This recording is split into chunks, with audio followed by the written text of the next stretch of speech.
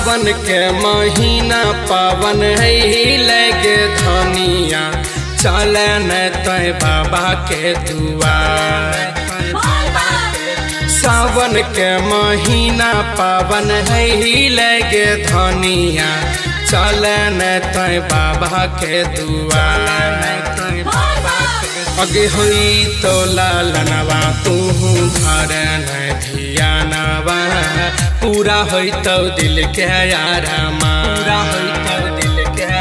अगे हुई तो लालनवा तू धरन धियानवा पूरा होई तो दिल के यारमा। मुंगेर वाला फरंडवा संगे जई बैग धनिया हमहू भोला बाबा के दुआर। कांवर उठेबे बाबा नगरी हम जइबे तू चल धनिया हमार। कांवर उठेबे बाबा नगरी हम जइबे तू चल धनिया हमार।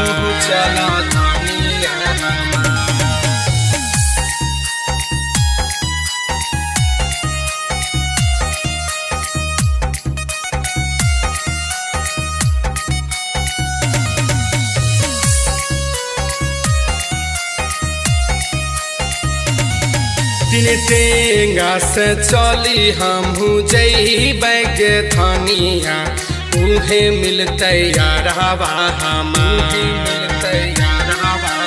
पाजामा से चली हमहू जइबे गे धनिया उहे मिलते यारवा हमार। अगे जाला बाबू उठेबे जइबे बाबा के नगरिया होइए जैते सभे दुख पाए। जाला बाबू उठेबे जइबे बाबा के नगरिया होइए जैते सभे दुख पाए। प्रिंस प्रिया संगे बाबा भजितवा जाइ छौ देखे भोला के दुआर। अगे गुड्डू भैया संगे सभे सिरवा झुकई है तबे दे तो भोला आशीर्वाद।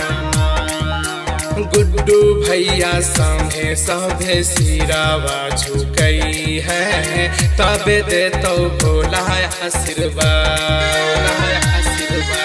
सावन के महीना पावन है लगे धनिया चले न तय बाबा के दुआर। सावन के महीना पावन है लगे धनिया चले न तय बाबा के दुआर।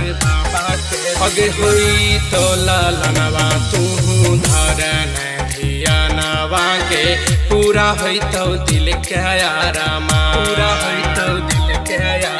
होई तो लालनवा तू धरन धियानवा के पूरा होई तो दिल के यारमा।